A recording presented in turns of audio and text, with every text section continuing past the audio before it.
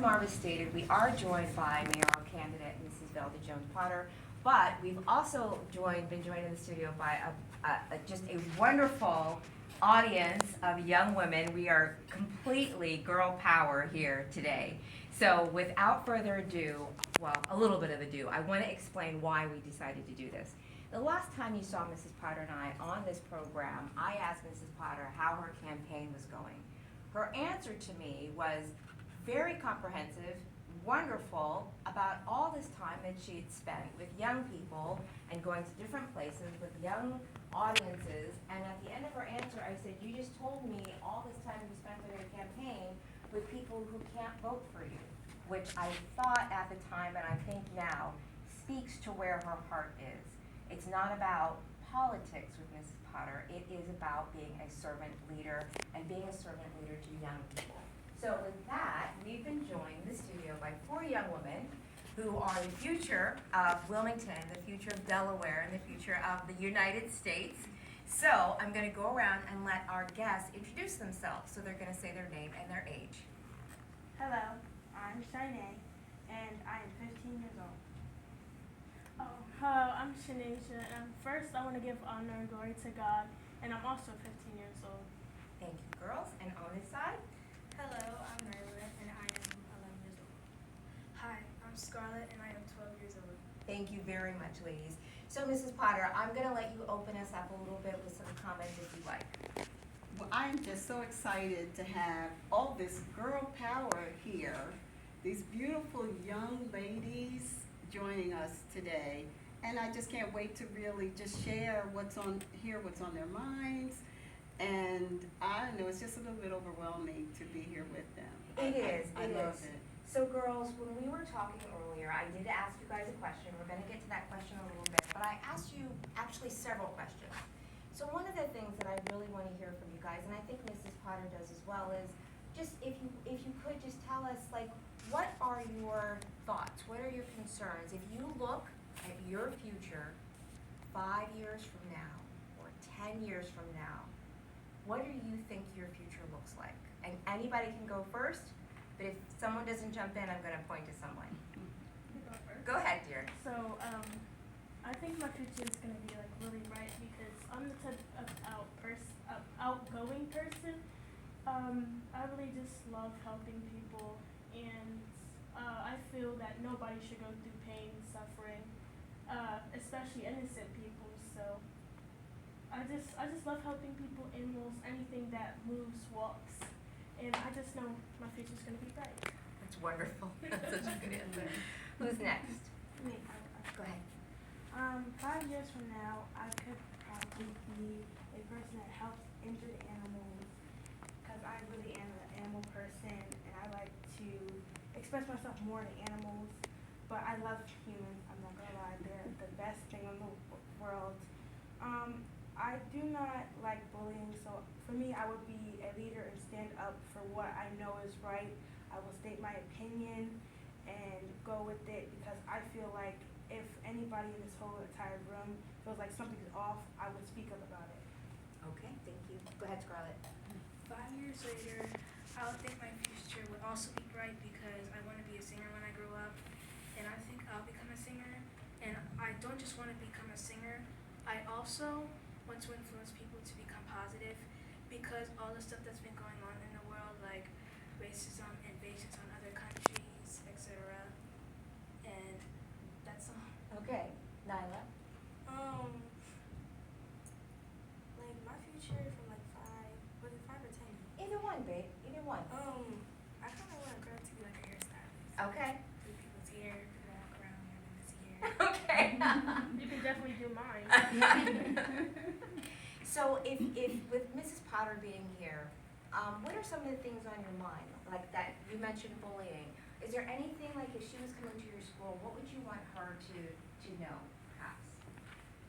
About school? Or anything, like your, So, yeah. right now in schools, what's happening is there are like children who, like, I'm not just pointing out one school, I mean most of the schools, especially high schools, there are children who don't like to listen and don't like to do their schoolwork, and when they come in, they're just disobeying the teacher, and I feel like if somebody like the mayor, and I hope he became the mayor, comes to our school and talks to the kids about like no hats or hoods because we can't tell if they're a student or an intruder or having their phones out while we're doing work, then they'll somewhat, like some of them will finally realize that it's wrong, and I feel like they've actually listened and start doing their work.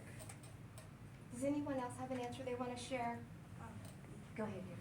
I would want you to know that I really want these teachers to be responsible because some teachers really don't really care about their students and how the way they act. So they might grow up, I'm not gonna say everybody, sorry y'all, they might grow up in rude behavior, forcing somebody into trauma, like letting them experience that, and it's not right. Do you have an answer? It's okay if you don't. So what I would want you to talk about is depression. Depression is very common in students at school because of bullying, rude teachers, etc. Like usually when a kid gets bullied, the teachers do nothing about it, but when the kid fights back, they get detention or get suspended. I did go through something similar back in January. This boy assaulted me, and my dean really did nothing about it, and she already knew about it. And my mom got angry and just confronted her. Okay. So, Mrs. Potter, if you had something to share with these young ladies, what would that be? I am listening and I'm hearing exactly what you're saying. And what I'm hearing is that you're looking for us as adults to set the standard for what kind of behavior there should be in your schools, to set the standard for the quality of teachers and their attentiveness to your needs as young people, as students. And when I heard what you all said at that first question, what really strikes me is your optimism. Yes. You are, every one of you said that you see your future as bright. And I am so excited about that. But what that tells me is we've got to make sure you continue to see it as a bright future. And so things like mental health circumstances where people aren't as attentive as they need to be, that we need to make sure that they are. And that's what I'm hearing you say. And I'm thanking you for sharing that. Do you ladies have any questions for either Mrs. Potter or me? Anything that you can think of? Okay, so now I'm gonna ask you the question that I asked in the green room earlier. Even though it's not green, it's just called a green room, right? So I'm gonna ask you for your answers, okay? And like I said before, I'm asking you guys this because I didn't get to ask this question until I was already an adult. And I do wish that I had been asked this question when I was 14 or 12. So, ready? Remember? If you could do anything every day for the rest of your life and no one was ever gonna pay you a dime, you just got up out of bed, brush your teeth, wash your face, and then you start doing something and you do it all day and you look out the window and suddenly it's nighttime and you didn't even realize because you're having such a great time doing this thing, what would that thing be? I have a whole list. That's awesome. So that means you have a whole list of things to choose from. So, what's the first thing, or the second thing, or the third thing on your Okay, list? so 3 things. Like, of course, singing since I was 4, so that's one. Helping people in need, like with mental illness, homeless people, because I've always found helping people makes me feel great because a lot of us have the things that we have, not a lot of people have, and it just feels good giving them something that knowing that most of the time they can pass it on to somebody and pass that favor on at one point in time. And the third thing, I'm going to travel around the world, and I'm going to like look for different species of animals and make them become my friend, of course. Like, who wouldn't want a little leopard to become your friend? Can I just tell you, and I think Scarlett knows this story, there's a monkey that jumps in my sister's kitchen. She lives in Kenya, and I'm very serious. I'll show you the video after this. Okay. he jumped on their balcony, and my sister walked in the kitchen, and he was sitting on top of the refrigerator. He's about this big. He's not small, and he lives in their development where they are, and he just jumps from balcony to balcony looking for food. So That's the true Curious George right there. that's the true Curious George. So okay, do you have an answer? Yes, I do actually. If I could do one thing in the whole entire world and just continue focused on that one thing it would be a designer. A designer, and Yes. you're never gonna get a dime for it. No one's ever gonna pay you. No. You do it for free. No. Well, I'm serious. That's the whole point of this exercise. The point is, if you can find the thing that you would do for free, and you can figure out how to make that the thing you are when you grow up, you'll never work a day in your life. So you would want to be a designer? I would be a designer. Designer of what? Clothes brands, probably shoes, sports clothes. Do you know Del Scott? She's a Wilmington designer. Okay. Miss Margaret, maybe we need to We'll have to introduce get her to this Del information. Scott. Mhm. Yes. Yeah. Yeah. She is a very, her clothes are so beautiful. They're so, did Yeah. I introduce you to Del Scott, Scarlett? I don't think so. Okay.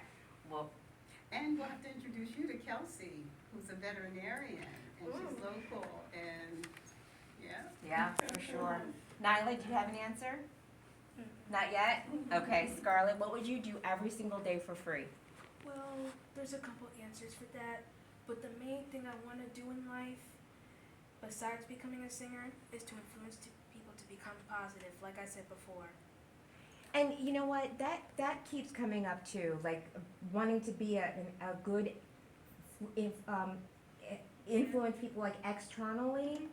And go ahead, Mrs. Potter. No, I'm just sitting here with, not amazement, because I know these are all super intelligent and wonderful girls, wonderful young ladies, but that their hearts and their spirit is so much about giving and about other people. And we typically don't expect to hear that as much from our young people. But what this is saying is that is what you really care about, that you aren't selfish, that you are really about how can you help reach out and make life better for other people. And that's really heartwarming for someone who is going to be depending on you all to carry the mantle forward. I mean, it's one thing, sure, I'm running for mayor and, God willing, I'll serve. But the real future is sitting right here in you guys, and it just fills me with hope and optimism and positive to hear your hearts and hear what you're going to be bringing to our future. So One thing that I want you ladies to keep in mind too, and I think you've all said it in some way, shape, or form, but when I feel sad, especially if it lasts for 1 day, 2 days, and into my 3rd day of feeling sad, there comes a time when you have to choose to continue allowing yourself to be sad or figure out the best way out of it. And it sounds like the way that your hearts are leaning, which is to help other people, for me, that's always my way out. That is always the way. It's like I have to get out of my own head and focus on something else or someone else. And when I do that for a little bit of time in a row, and sometimes it was with Minister Guy, and it would always happen that I would be driving around and I would see the Stop the Violence Prayer Chain kids and go park my car and then run and join them. But if I can get out of my own head and just give to someone else, then I feel better. That's my phone going off. I'm sorry. So, Dennis, can you edit this part out? Can you grab my phone? I'm sorry. I wonder what I'm being reminded of. You just turn it off. Yeah, please, if you could. No, it's gonna keep going off. Let me just grab it for a second. I'm so sorry, guys. Okay. So you're literally right at 5 minutes. Okay, All right. so we have 5 minutes left. Is there anything in particular we wanna make sure we cover? Okay, all right. So, girls, if you have to, I want to just talk to you, we have just a few minutes left, and I want you to hear a little bit of Mrs. Potter's story. And because I think that it's very inspiring, especially for you guys and young women. And if Mrs. Potter, if you could just tell a little bit of your story, particularly about, just when you were in school and then going to college and your first job. Okay, yeah, so I grew up in Riverside and in a neighborhood that, didn't have a lot of people who went to college. But we had a lot of pride in our neighborhood and a lot of support from all the people in the village in our neighborhood. And so as a result of that, I got a lot of encouragement when I was in school. And I love math, so I ended up going to college and studied civil engineering. And there weren't any women really in that field at the time. I went to University of Delaware and I received my degree in civil engineering. I became the first African-American woman to receive a degree in engineering in all the history of the University of Delaware. I worked for a bit after that. I got married. We have 2 children, and my husband and I have 2 children. And I went to work. I got a master's degree. I went to school a second time, got a master's degree in finance.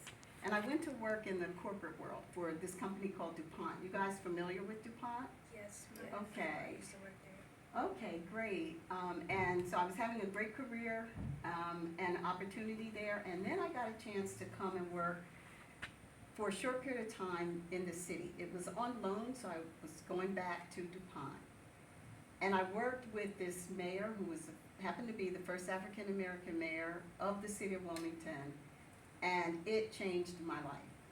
I had the opportunity to see the difference you could make if you really did what you guys are talking about, if you really worked to help make a difference in other people's lives. And from that point on, I was changed in terms of what really mattered to me, what was important to me. And that has been my inspiration for doing what I've done ever since, for serving the public, for helping solve some of the kind of problems that you guys have referenced. And that's at the heart of my commitment as I look ahead and as I prepare to serve as mayor of the city.